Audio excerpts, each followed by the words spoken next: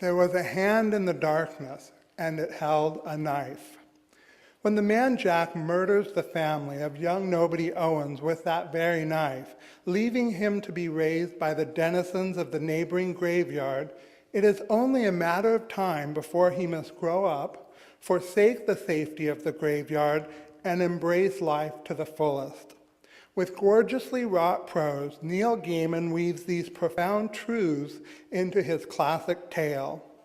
I am delighted to present a 2009 Boston Globe Horn Book Honor Award for Fiction and Poetry to The Graveyard Book, published by HarperCollins, edited by Elise Howard, written by Neil Gaiman, illustrated by Dave McKeon.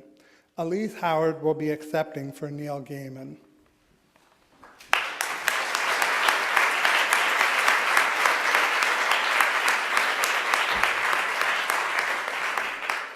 Neil very much wanted to be here tonight, so much that he wrote some remarks for me about a week ago. And then yesterday he said, I've got a video for you.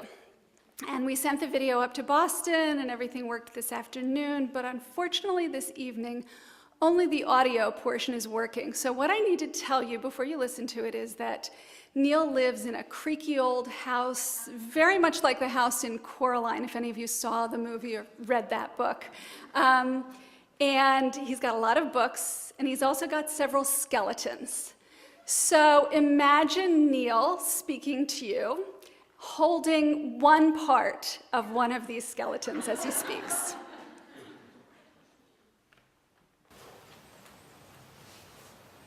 Oh, hello.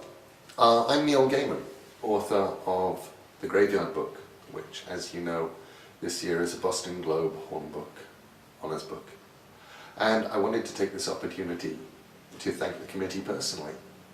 In a few moments, Elise Howard, my wonderful editor at Harper Children, is going to get up and say a few words.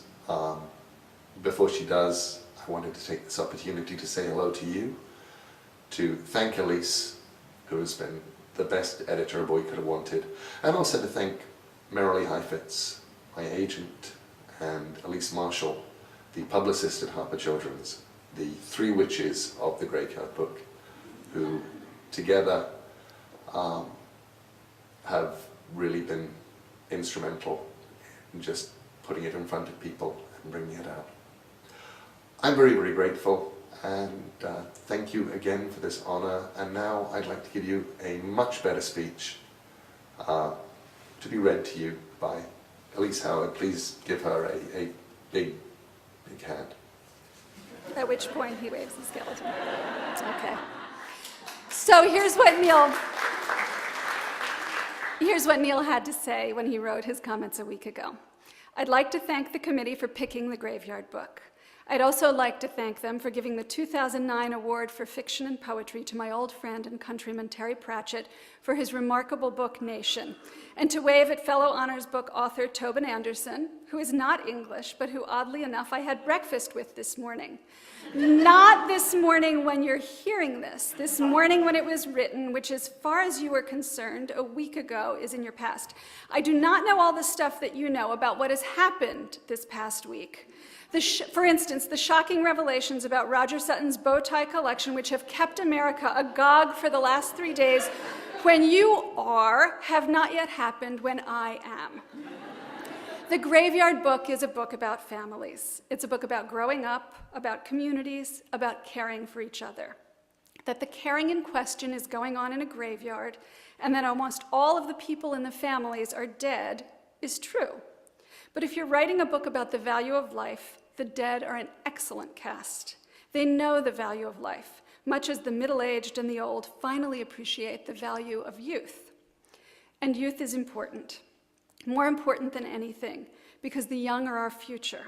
And what we tell them, and the fictions and the values we give them in those fictions, what we tell them about what, for example, a nation is, how people react to disaster, how races differ or don't, about self-reliance and community and courage, these things have, we hope, an impact. I'm not the same person I would have been without books, which is why children's books matter, why the Boston Globe Horn Book Awards matter, and why it is an honor to find my book in such prestigious company. I thank you.